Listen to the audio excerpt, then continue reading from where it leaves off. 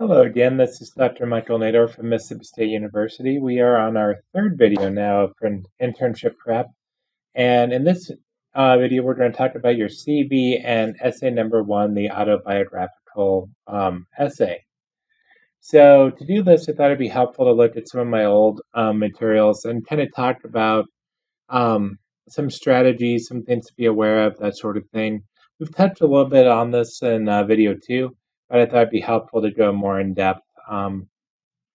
So the first thing is it's important to understand what internships are looking for in an intern. So it's different than what you had with the grad program because you're primarily going to be there for clinical work. So, in grad programs, it's all about your research, of course. And to be successful, you have to do a lot of good research. Clinical work is, of course, important as well, but research is the bread and butter. What gets you into a program like this is, of course, talking about research and having a research program. That's all nice on internship, and they like to see that, but it's about your ability to do clinical work on internship. So, personally, I felt a little bit like a fish out of water when I applied for internship because I was used to being in this, I'm a very research oriented person. So I was used to being in this setting where research is really emphasized and reinforced and where talking about research is always the right answer. And I moved into the setting where that was not as much the case. Now, for those of you who are either clinicians or maybe clinicians in hiding, where you haven't mentioned, to the faculty that you want to be a clinician, you probably have been living that life for a long time, and then this will be a breath of fresh air, where it's like I can finally be my real self.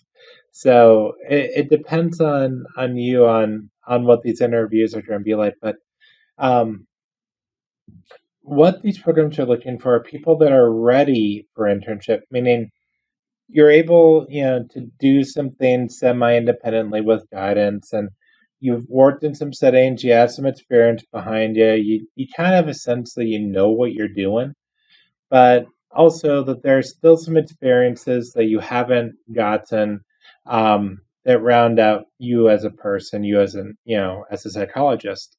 So with that, it's this narrow balance that we have to walk of you want to show that you are adequately prepared for internship, but also that there's still something for you to learn at that site. And that's tricky. And for some sites, honestly, there are some sites out there that are going to view you as cheap labor. And that's unfortunate, but they exist. And those sites are the ones that are going to react more negatively if you talk about things that you need, trained on or experiences you need to have. That's okay because those are not the sites you want to be at anyway. We're looking at sites that are focused on training and are okay with the fact that you don't have, all the boxes checked.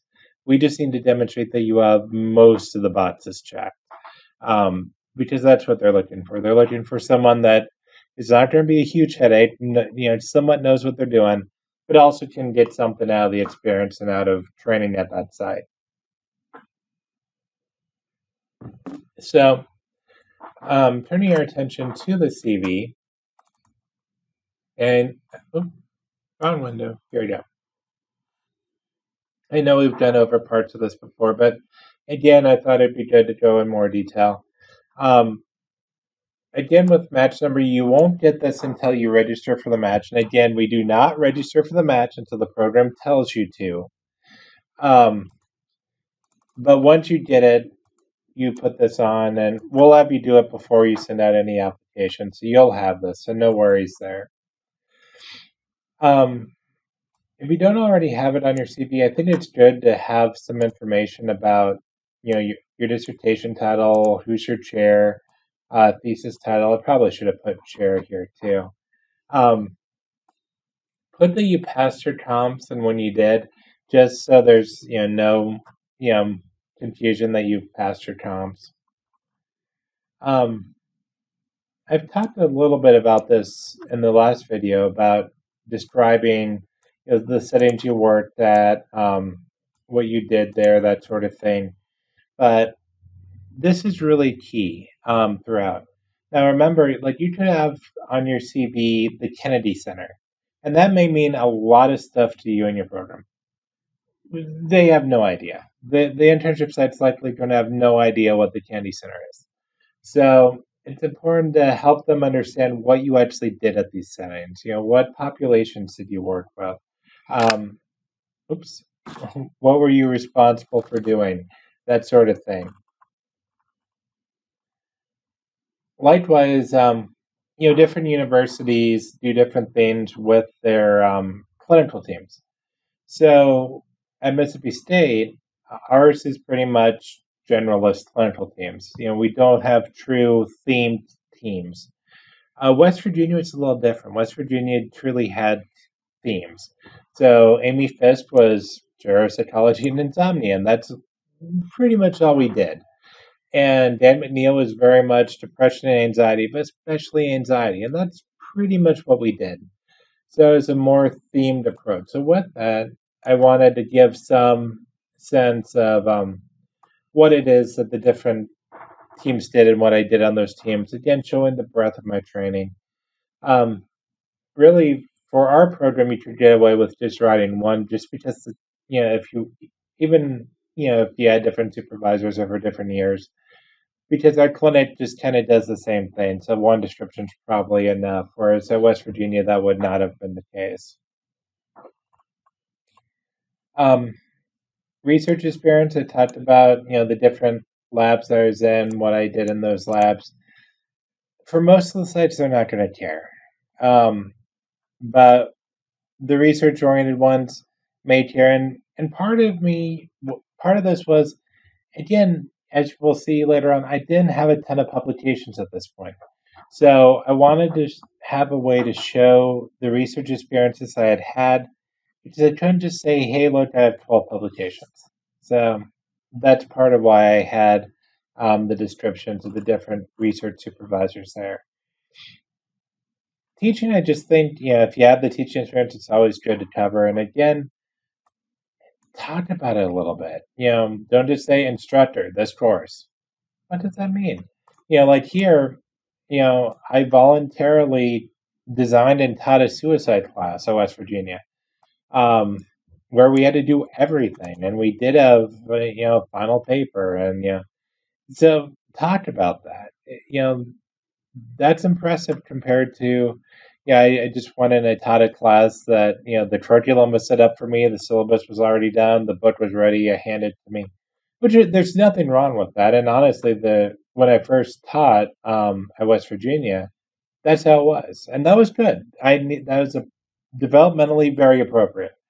Um, but if you've gone beyond that, give yourself credit for that. If you have any supervisory experience, it's a really good thing to be able to talk about. Now, in our program, it's a little hit and miss, and if you're able to get that, APA doesn't expect that you get this until you're on internship. So many of you will not have supervisory experience. That's totally okay. But if you do, West Virginia had it more built into the model, into the training model, where you came back in your fourth year in a senior way to one of the vertical teams. If you have something like that, go ahead and put it in. Or also, don't forget, some of these sites are going to have undergraduates working at them too. If there's something like that where you help mentor or supervise a undergraduate student, great. Absolutely include that as a supervisory experience. Any supervisory experience for an internship is going to look good. I added on research supervisory, and pretty much everyone's going to have that. So I have my manuscripts, of course, and presentations. Those are pretty straightforward. That's on any CV. Invited presentations and training sessions. Keep track of these. Anytime you're invited to give a lecture somewhere, keep track of that. And I had some pretty cool ones I got to do. I got to, as a grad student, I was an invited presenter at the West Virginia Sleep Society meeting. I gave a grand rounds at a local hospital in Parkersburg, West Virginia. I gave a presentation to Department of Family Medicine. So, these are things that are worth keeping track of and showing that you've had these experiences. I went to Charleston Area Medical Center. This was a site that had an internship that I applied to, and gave a grand rounds lecture there. So keep track of those and also look for these types of experiences. They're good to be able to put on your CV. You're not going to have a ton of honors and awards at this point in your career. That's okay. If you have anything, even if it's just sci-chi, put down sci-chi. That's totally fine. Um, yes, travel awards actually do count as honors and awards. Um, as do small grants. We had it where you could get some money for your thesis and dissertation at West Virginia. So I have that down. Association memberships. This is something you guys may not have thought about, but associations do matter. It's kind of street cred because they know that you don't have a lot of money. So where are you putting your money? So like I debated. Honestly, I'm no longer a member of GSA, and I had debated before applying for internship getting out of GSA. But I kept that current just because I wanted to show, hey, look, I am a member because I applied to Juro internship sites, and I went to a Juro internship site, so it made sense to have that. Um, so if you want to go into a neuropsychology position eventually, and you want to go to some of those sites, it's going to be a red flag if you don't have any association memberships for a neuropsych group. So whatever it is you want to do, grab some, get some appropriate memberships. APA is nice to have, but you don't have to have it. But the ones that are more focused on specific areas, are meaningful. If you're going to a big sleep site, this one's a good one to have, that sort of thing. Service, you're not going to have a lot of this, but if you have anything, by all means, put it on there. And references, these are just going to be the people that write your letters for internship, but it's good to have on here in case the internship wants to follow up with them, in case there's a question about the letter. Just another way to easily find their information so they can make that connection. So that's the CV. So again, you're going to see most of this is like what you're used to. Sorry, you just probably heard me scroll all the way up there. The main differences are, there's some things you add in for match, like the APPIC number. You're going to add in things like when you pass your quals. You may even want to give an update on where you are in your dissertation. It wouldn't be a horrible thing to say, data collection complete, running analyses. If something like that, it helps them know at a glance where you are in the project, because every internship site will ask you about that. Just get ready. They all want to know about your progress in your dissertation. And then adding in more details so people are like, okay, Mary Bab Cancer Center. That's great. I know it's a cancer center. What on earth did you do there? What does a psychology, grad student do at a place like that? So keep all that in mind with writing your CV. Now, with the essays, and this is going to come up again and again with these essays, I want you to think about what's on your CV and try to focus on not copying it, because they already have your CV, and your CV is, that's valuable space, but more valuable are these essays. So what you'll see is I'll have a little overlap with my CV, but I try to minimize as much as I can. So looking at this first essay, it's actually, I think, one of the harder ones. Not the hardest one, but one of the harder ones. It's like, why is it hard? It's autobiographical. Oh, that's why it's hard. You're talking about yourself, and they give you very little information about what they're looking for. With this, the more that you can get across what you're like as a person, what it'd be like to have you on an internship site, what you're like as a supervisee, the better. This is their way of getting to know you before you come on interview. So this is why you don't want to waste the space with just describing what's already on your CV. That's absolutely a waste of time, a waste of space. Um, what is it that made you you? Why do you do, like, let's say you want to be a neuropsychologist. Why? Why do you want to be a neuropsychologist? What about this field is interesting to you? What makes it, show to me that you've thought about this stuff. Prove to me that you know what it is that this group does, and that ultimately your career goals would benefit from this. Ultimately, all this is to lead, and you'll do more of this in your cover letter, so we'll talk about later. But you want a site to think a couple things. A, you want them to think this person is ready for internship. They have the basic qualifications. You want the site to think, they know where they're going, and there are some training gaps there that they still need to meet. And lastly, and most importantly, you want the site to think, we are the perfect site to fill those training gaps. So keep that in mind throughout all this. It's okay to have gaps. You all have them. I had them. Everyone has them at this stage. Um, think about what those are, and think about how you can illustrate to the site that they are really the perfect place for you to get that experience. So, for me, yeah, I don't know if I'd start it like this again. I was recently going back and forth with a student over, how do you talk about this? And, should you say things that just everyone says? I bet a lot of people talk about being curious. Um,